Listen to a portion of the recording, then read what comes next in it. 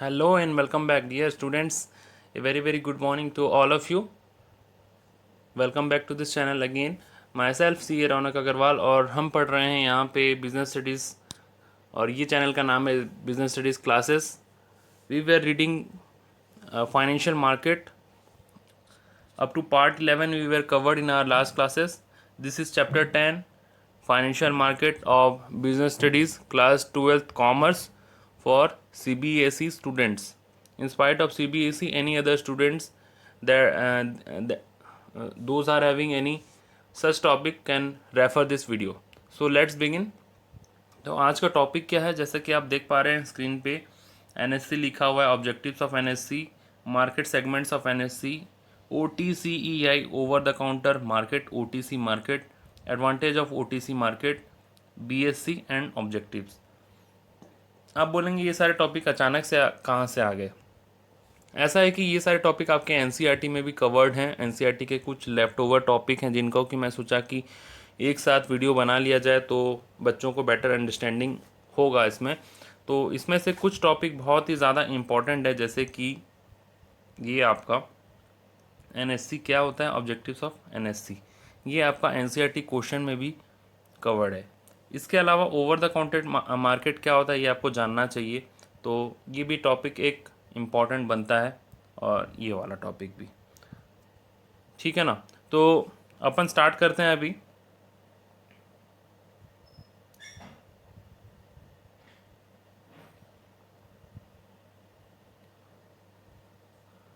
देखो, पहला national stock exchange यानी कि एनएससी. यहाँ पे आप देख पा रहे हैं एनएससी. ठीक है, तो एनएससी क्या है.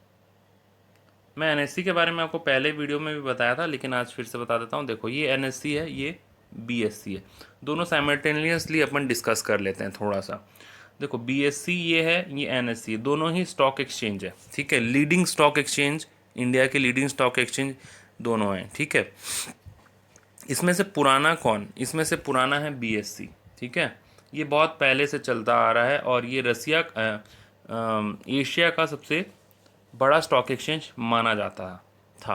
अब तो समय बदल गया, लेकिन पहले से मोस्ट ओल्डेस्ट और सबसे बड़ा माना जाता था, अभी भी है. और इसके बाद ये स्टॉक एक्सचेंज आया एनएससी. एनएससी जो स्टॉक एक्सचेंज है वो रिसेंटली आया है, ज़्यादा पुराना नहीं है. ये 1992 के आसपास आया है और बॉम्बे स्टॉक एक्सचेंज उससे पहले का है. So this was the history part of. ये तो आप जानते हैं कि दोनों स्टॉक एक्सचेंज बॉम्बे में ही हैं. ठीक है ना. तो कई बार मैं इसका फ़ोटो आपके सामने ले करके आया हूँ. और स्टॉक एक्सचेंज में होता क्या है, जो कंपनियाँ होती हैं वो लिस्टेड होती हैं स्टॉक एक्सचेंज में, और इसके थ्रू जो उनका शेयर सबको इशू किया जा सकता है. ब्रोकर वगैरह का स्टोरी सब आपको पता है ना, कि जैसे यहाँ कंपनियाँ हैं. एक मिनट में दिखाई देता हूँ आपको.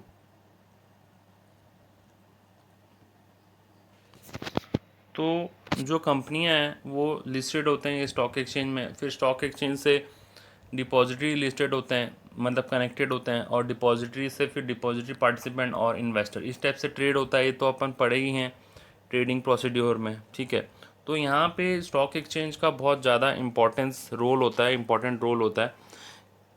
किस चीज़ में इम्पोर्टेंट रोल होता है भाई, शेयर इशू करवाने में इम्पोर्टेंट रोल होता है. So this was the stock exchange and national stock exchange के बारे में अपन पढ़ रहे हैं. तो ये सारा कुछ था. मतलब स्टॉक एक्सचेंज में आप जानते हैं कि कंपनियां अपने आप को लिस्ट करवाते हैं, और एक नेशनल स्टॉक एक्सचेंज जो है ये लीडिंग स्टॉक एक्सचेंज में से आता है. ये चीज़ मैं आपको बता चुका हूँ. और ये एस्टेब्लिश हुआ था, फुल फ्लेज में काम करना शुरू किया था 1994 में. वैसे तो 1992 में ये बना था, जैसे कि मैंने आपको पहले भी बताया, और इसने फुल फ्लेज में काम करना स्टार्ट किया था 1994 में. So this was regarding your history part of background of national stock exchange.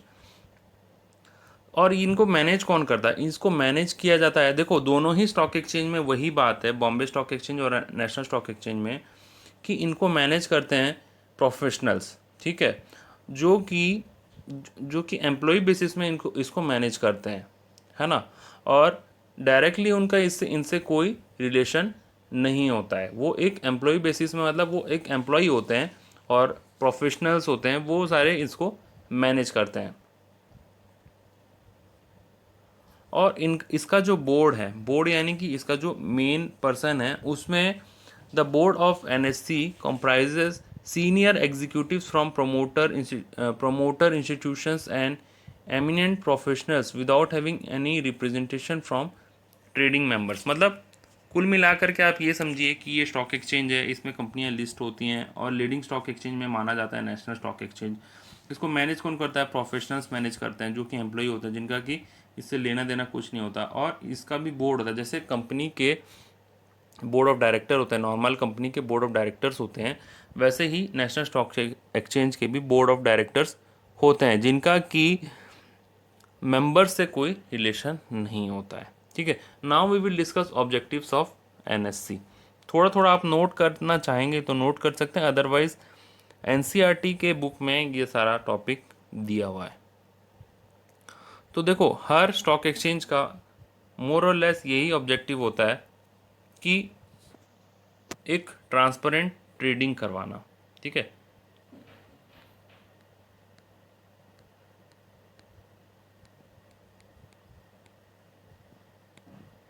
ठीक है, ये ट्रांसपेरेंट ट्रेडिंग करवाना इनका ऑब्जेक्टिव होता है, दोनों ही स्टॉक एक्सचेंज का। आप दोनों ही स्टॉक एक्सचेंज का ऑब्जेक्टिव में ये लिखेंगे तो गलत नहीं होगा। ठीक है ना। नाउ इसमें एक और चीज़ है, equal access to all the members. Equal access to all the members मतलब क्या है? जैसे मान लीजिए कि सबको उसका इक्वल एक्सेस हो, सबको उसका इक्वल पहुंच हो। मतलब जैसे मान लीजिए, यहाँ पे मैं सिर्फ लिख रहा हूँ इक्वल एक्सेस, हाँ, पॉइंट लिख रहा हूँ।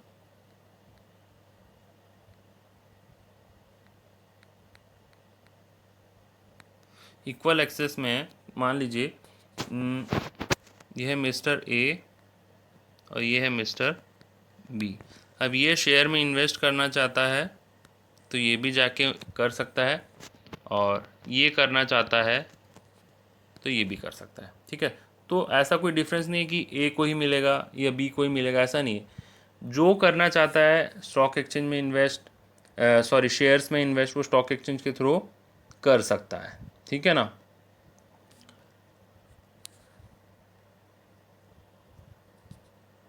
एक और पॉइंट है इसमें कि shorter settlement cycle. Shorter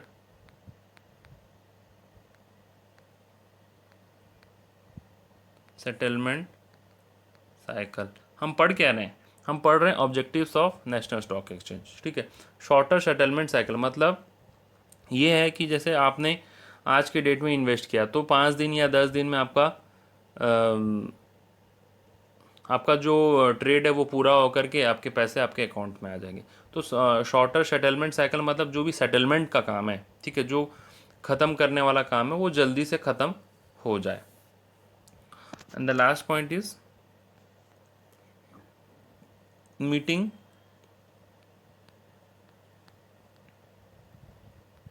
international standard. जैसे मान लो इंटरनेशनल स्टैंडर्ड को मीट करना चाहता है।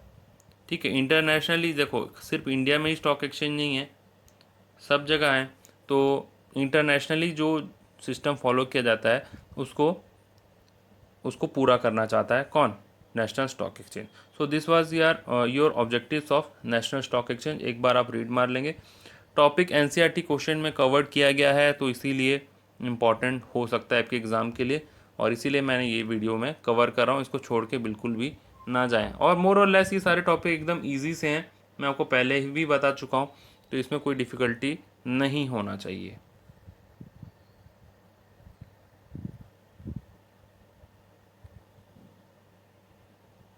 ठीक है, नाउ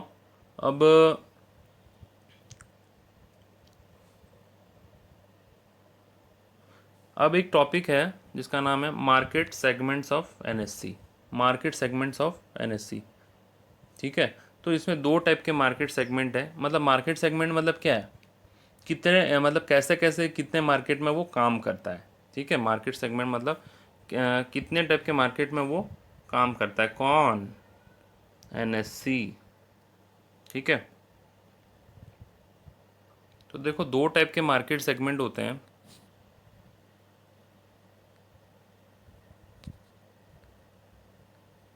एक है आपका होलसेल डेप्थ मार्केट, होलसेल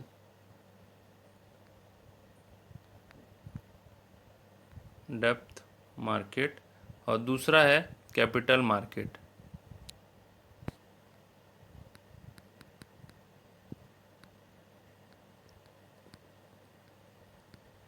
वाह, क्लियर है। देखो दो टाइप के मार्केट है, क्या क्या, होलसेल डेप्थ मार्केट, दूसरा है कैपिटल मार्केट। सिंपली इसमें आप याद कर लीजिए कि कौन से मार्केट में कौन सा चीज़ डील किया जाता है, बस इसमें यही चीज़ है और कुछ है नहीं। होलसेल डेप्थ मार्केट में बॉन्ड्स वगैरह डील होते हैं और इसमें क्या है, शेयर्स वगैरह डील किए जाते हैं। तो इसमें ये जो मार्केट है,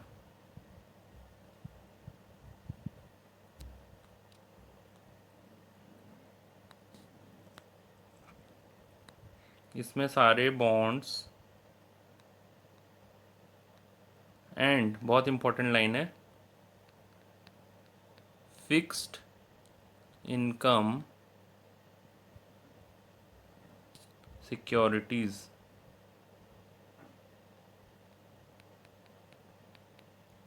फिक्स्ड इनकम सिक्योरिटीज़ डील किए जाते हैं। अब इसमें जो भी बॉन्ड आप ले लीजिए, ठीक है, जैसे कि ज़ीरो कूपन बॉन्ड, बॉन्ड्स के नाम याद कर लेंगे, zero coupon bond, commercial paper CP लिख रहा हूँ मैं, हाँ, कमर्शियल पेपर सीपी, ठीक है, certificate of deposit and treasury bill. जो जो सारे अपन इंस्ट्रूमेंट पढ़े थे ना, वो सारे यहाँ पे डील होते हैं। तो मोर और लेस होलसेल डेप्थ मार्केट, जैसा कि नाम से आपको पता चल रहा है, उसमें ये सारे इंस्ट्रूमेंट डील होते हैं। और इसमें मैं एक बार आपको बता दूं एक चीज़ और,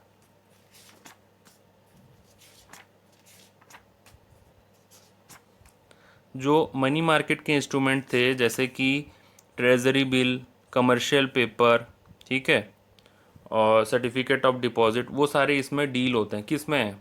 होलसेल डेप्ट मार्केट में, ठीक है। और दूसरा है कैपिटल मार्केट। तो बेसिकली इसमें bonds and fixed income security आप याद रखेंगे, और zero coupon bond, commercial paper, certificate of deposit, treasury bill, ये सारे कुछ सबका नाम लिखेंगे, ये आपका कवर होता है होलसेल डेप्थ मार्केट में, ठीक है। और दूसरा है कैपिटल मार्केट। दूसरा कैपिटल मार्केट और सिंपल है, इसमें आप लिखेंगे सिर्फ और सिर्फ इक्विटी, इक्विटी डील करता है, प्रेफरेंस,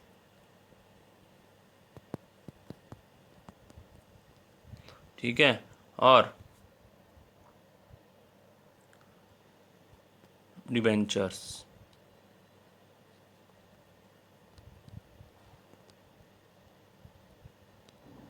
ठीक है। इक्विटी, प्रेफरेंस और डिवेंचर्स उसमें डील किए जाते हैं। किस में? कैपिटल मार्केट में, ठीक है। होलसेल डेप्थ मार्केट में एक और इंस्ट्रूमेंट मैं छोड़ दिया, मैं जानबूझ करके उस चीज़ को छोड़ा क्योंकि देखो आपको कन्फ्यूज़न हो सकता है। यहाँ पे कॉर्पोरेट डिवेंचर लिखा हुआ है, कॉर्पोरेट डिवेंचर। तो ये कॉर्पोरेट डिवेंचर है, डिस्टिंग्विश कर लीजिए। कॉर्पोरेट डिवेंचर मतलब कंपनी का डिवेंचर, कॉर्पोरेट जो कि कंपनियां इशू करती हैं, और ये डिवेंचर मतलब कोई भी डिवेंचर, जैसे कंपनी को छोड़ के कोई भी इंस्टीट्यूशन है, फाइनेंशियल इंस्टीट्यूशन है, वो डिवेंचर इसमें आ जाएगा, लेकिन कॉर्पोरेट डिवेंचर यहाँ पे आएगा। So this is two bifurcation of segments of NSC, that is a question of NCERT also. So you should not ignore this, and you should learn the basic difference between wholesale debt market. As the name suggests, depth is there, so bonds will be covered in this market. And in capital market, as the name suggests, capital is we can raise capital, companies can raise capital from equity, preference and debenture. So these are the two market segments of NSC. Those who want to write down, please note down this, otherwise it will be, or else it is given in your NCERT book also. So we will now move forward. Now we will discuss OTC market, OTCEI, that means over the counter exchange of India.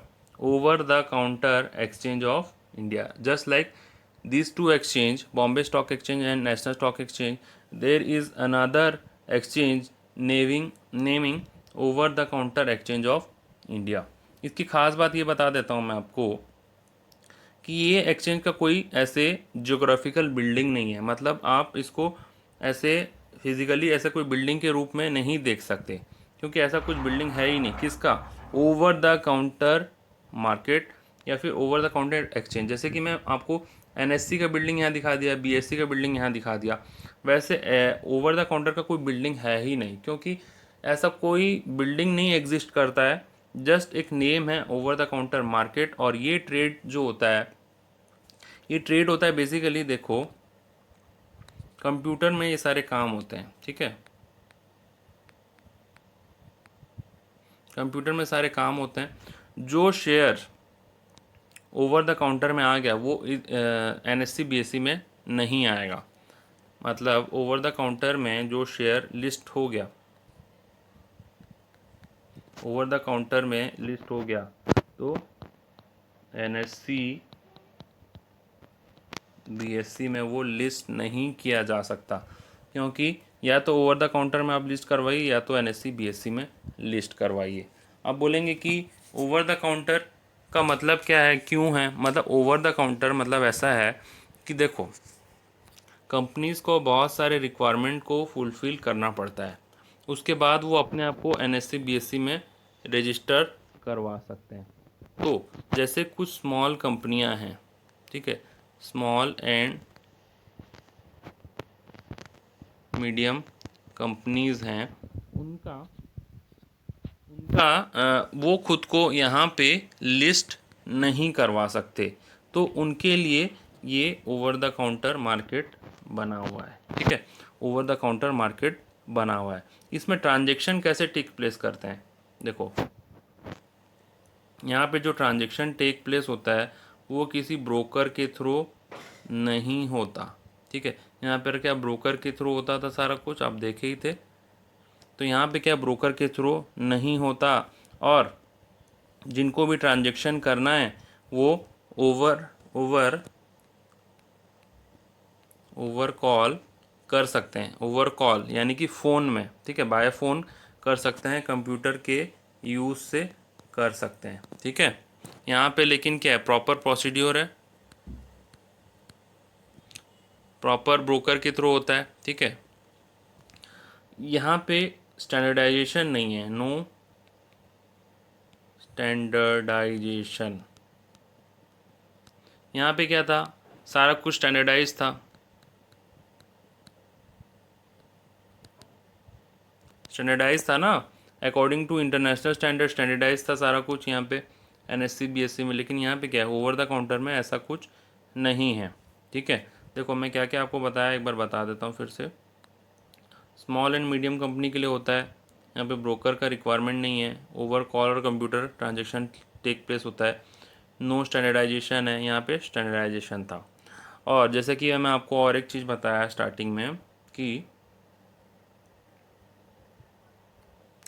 यहाँ पे no building, मतलब geographical building की बात कर रहा हूँ यहाँ पे, ज्योग्राफिकल बिल्डिंग है ना, बिल्डिंग देख पा रहे हो ना आप, ज्योग्राफिकल बिल्डिंग कौन सा, ये वाला, ठीक है। वैसे यहाँ पे ओवर द काउंटर का कोई ज्योग्राफिकल बिल्डिंग नहीं होता है। और देखो ओवर द काउंटर मार्केट एक ऐसा मार्केट है जो कि जो एनएससी बीएससी में जो काम नहीं होता वो ओवर द काउंटर मार्केट में हो जाता है, तो इसलिए over the counter market famous है ना। अब जैसे हर कंपनी के लिए it is not possible to register themselves on NSC BSC on recognised stock exchange, but small and medium companies can sell their shares through over the counter market, ठीक है। OTCEI का मतलब भी मैं आपको बताया, over the counter exchange of India. So it's a small exchange like your BSC and NSC, and it function like your those exchange, but there is a slight difference that I have mentioned over here. And so this is the difference between OTC and NSC BSC. So you can remember the points of OTC by differentiating it with NSC and BSC, right? So now we will discuss the advantage of OTC market.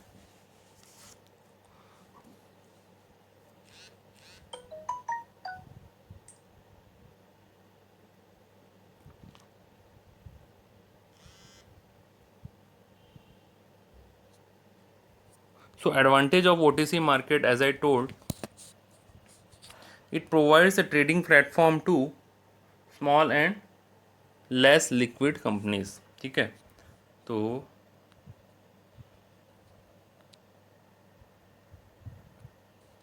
advantage of OTC market is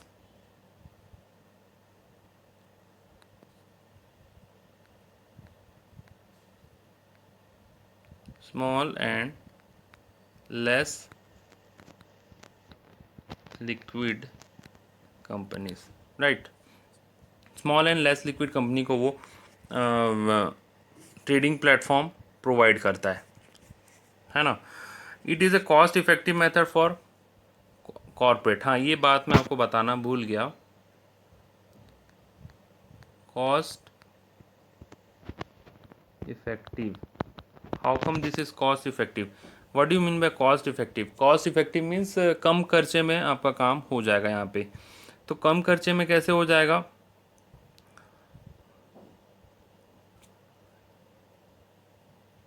देखो, यहाँ पे इतने खर्चे नहीं करने पड़ते क्योंकि ऐसा कोई बिल्डिंग नहीं होता ओवर द काउंटर में. ब्रोकर के खर्चे नहीं होते, ऐसा कोई बिल्डिंग नहीं होता. Over the counter is just like, मतलब मान लीजिए एक सिंपल एग्जांपल अगर अपन देखें, जैसे मेरे पास कंपनी के शेयर हैं और मैं उसको सेल करना चाहता हूँ. तो मैं क्या करूँगा, जैसे मान लीजिए आप कोई बायर का कॉल आया मेरे पास. मान लीजिए आप बायर हैं और मेरे पास मैंने अपना कंपनी बनाया, मेरा प्राइवेट कंपनी है, ठीक है. आप बोलेंगे कि मैं आपके कंपनी में शेयर लेना चाहता हूँ या लेना चाहती हूँ. तो मैं क्या करूँगा, सीधा आपको शेयर दे दूँगा, ठीक है. So this is like over the counter market transaction एक हो गया, अपन इस चीज़ को बोल सकते हैं, है ना. तो इसमें खर्चा नहीं आया ना, ब्रोकरेज का खर्चा नहीं आया ना, कोई ब्रोकर अपॉइंट हुआ ना, कोई स्टॉक एक्सचेंज. मतलब स्टॉक एक्सचेंज तो है लेकिन एज सच ऐसा कोई डिपॉजिटरी नहीं है, स्टॉक एक्सचेंज नहीं है. तो एक आपको अनसिस्टमेटिक चीज़ आपको देखने को मिलेगा, लेकिन इसमें काम हो जाता है कम खर्चे में. So this point of view अपन बोल सकते हैं कि this will be your cost effective transaction. Investors के लिए भी कॉस्ट इफेक्टिव है और कंपनीज के लिए भी कॉस्ट इफेक्टिव है. कंपनी को भी ज़्यादा खर्चे नहीं करने पड़ते, है ना. अंडर राइटिंग के एक्सपेंसेस वगैरह, न्यू प्रोमोटर के एक्सपेंस, वो सब एक्सपेंस कंपनी को नहीं करने पड़ते हैं. समझ पा रहे होंगे आप, है ना. थर्ड पॉइंट इज़, देखो जो थर्ड पॉइंट है वो ये है कि family concern and closely held companies, ठीक है.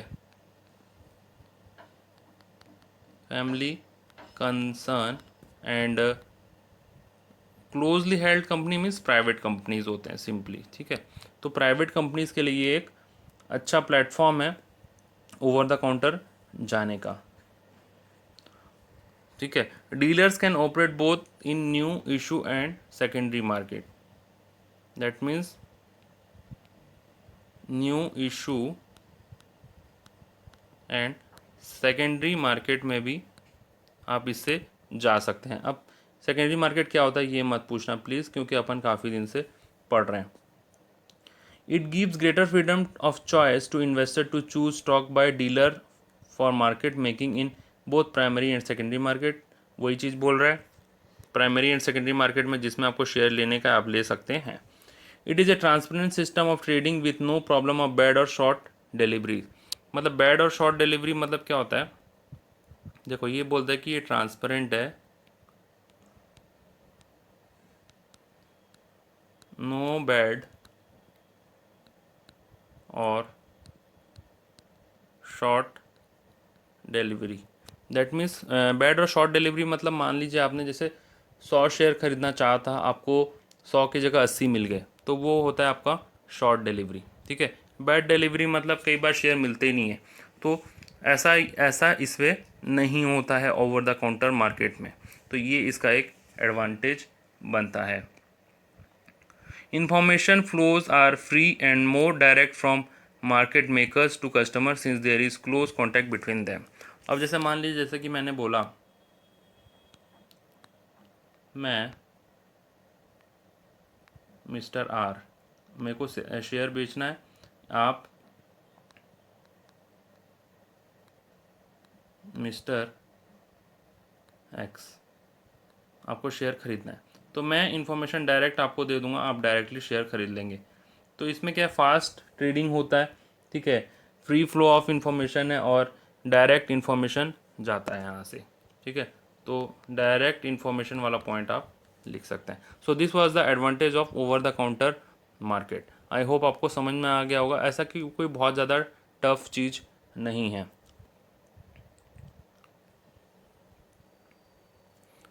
इसके बाद जो टॉपिक है बीएससी के बारे में मैं आपको बता चुका हूँ काफ़ी, आप एक बार रीड आउट कर लेंगे, आपको समझ में आ जाएगा, ऐसा कुछ टफ है नहीं।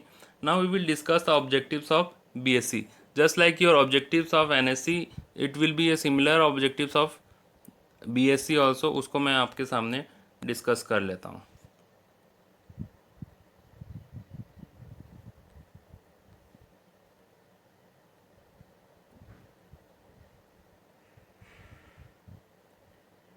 देखो ये सारे ऑब्जेक्टिव्स मैं एनएससी के रखा था आपके सामने, है ना।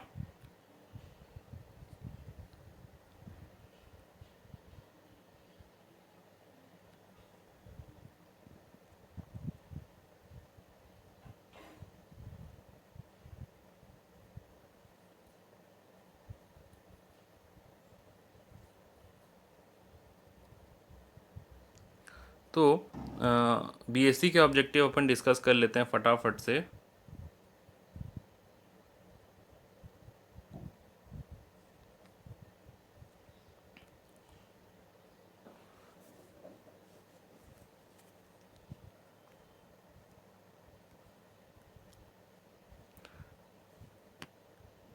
First is it provides an efficient and transparent market for trading in equity, debt, instrument, derivative. Efficient and transparent market, ठीक है, ये पॉइंट पहला वाला इसी में यही है, सेम चीज़ है। देखो पहला पॉइंट इसका, ये पॉइंट सेम आपका यहाँ पे देखने के लिए मिलेगा।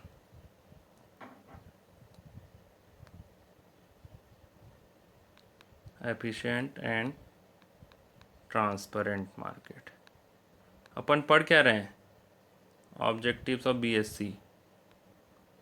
Second point, second is your, it provide trading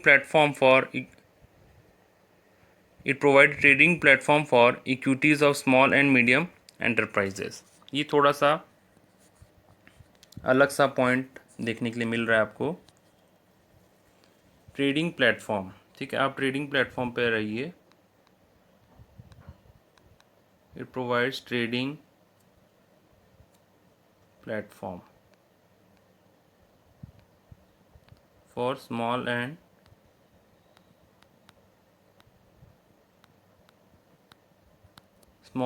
medium enterprises बोलिए या फिर कंपनी। ठीक है, तो एक ट्रेडिंग प्लेटफॉर्म भी प्रोवाइड करता है। फर्स्ट पॉइंट तो सेम था, ट्रांसपेरेंट ट्रेडिंग।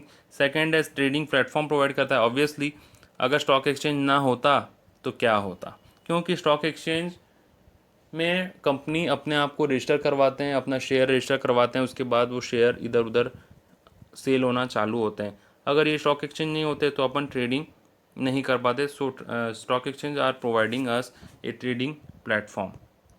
मोरलेस देखो मैं आपको ये बोलूँगा कि ऑब्जेक्टिव्स ऑफ एनएससी और बीएससी सिमिलर टाइप का आपको लगेगा, तो आप पॉइंट को इंटरचेंज भी कर सकते हैं। There is no hard and fast कि ये इसका ही पॉइंट है ऐसा करके, और ऐसा करके आप लिख सकते हैं।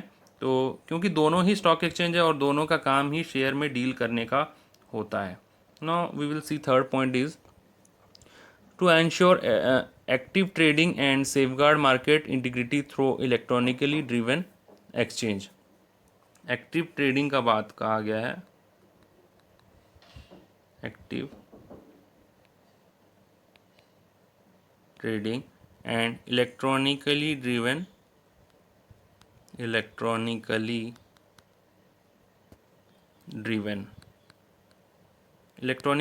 मतलब क्या है, जो इलेक्ट्रॉनिक के ऊपर डिपेंडेंट हो, इलेक्ट्रॉनिक मार्केट के ऊपर डिपेंडेंट हो। जैसे कि आप जो भी काम कर रहे हैं आप बाय फ़ोन कर सकते हैं, ऐप है, मैं आपको बताया था ना, वैसे ही कंप्यूटर से और अपने आप स्मार्टफोन वगैरह से आप ट्रेड वगैरह कर सकते हैं। और एक्टिव ट्रेडिंग है, एक्टिव ट्रेडिंग मतलब आप कभी भी ट्रेड कर सकते हैं। जो आपको शेयर में इन्वेस्ट करना होगा, देयर आर फिक्स्ड आवर्स कि इस आवर में स्टॉक एक्सचेंज खुलता है। उसके अलावा आप कभी भी आप शेयर में इन्वेस्ट करना चाहते हैं तो आप कर सकते हैं। So there is a active trading. ठीक है। Now fourth point is to provide other services to capital market participants like risk management, clearing, settlement, market data and education। ठीक है, देखो सेटलमेंट वाला बात यहाँ पे भी हुआ था, शॉर्टर सेटलमेंट साइकिल। तो फोर्थ नंबर पॉइंट में अदर सर्विसेज के बारे में बात कर रहा है।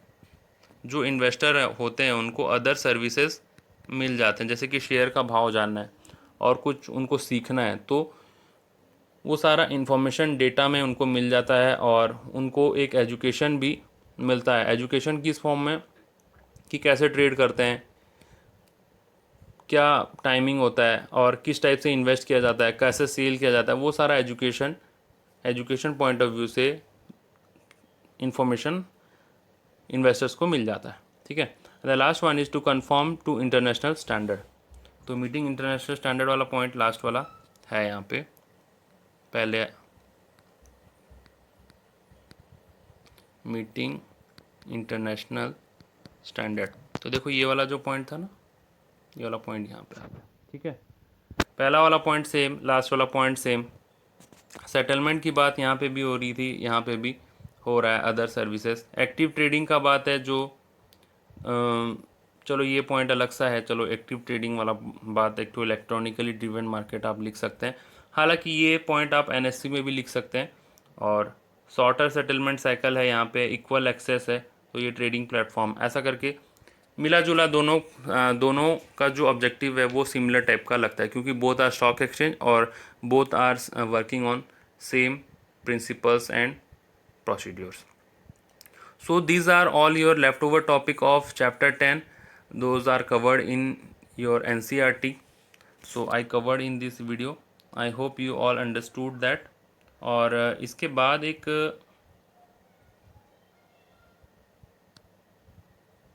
दो क्वेश्चन ऐसे हैं जो कि आपके NCERT में कवर्ड हैं, और उनका नाम है, पहला तो ये वाला कि ऑब्जेक्टिव्स ऑफ एनएससी क्या है और मार्केट सेगमेंट्स ऑफ एनएससी क्या है। ये दो क्वेश्चन आपके एनसीईआरटी क्वेश्चंस में कवर्ड हैं, तो इसको आप बिल्कुल भी इग्नोर नहीं करेंगे। इसके अलावा बाकी सारे टॉपिक भी इम्पॉर्टेंट है, आपके एनसीईआरटी बुक में दिए गए हैं, तो उसको कभी भी सीबीएसई अपने एग्ज़ाम में पूछ सकता है, तो आप इसको इग्नोर नहीं करेंगे। Thank you for watching this video. Have a nice day. Bye bye.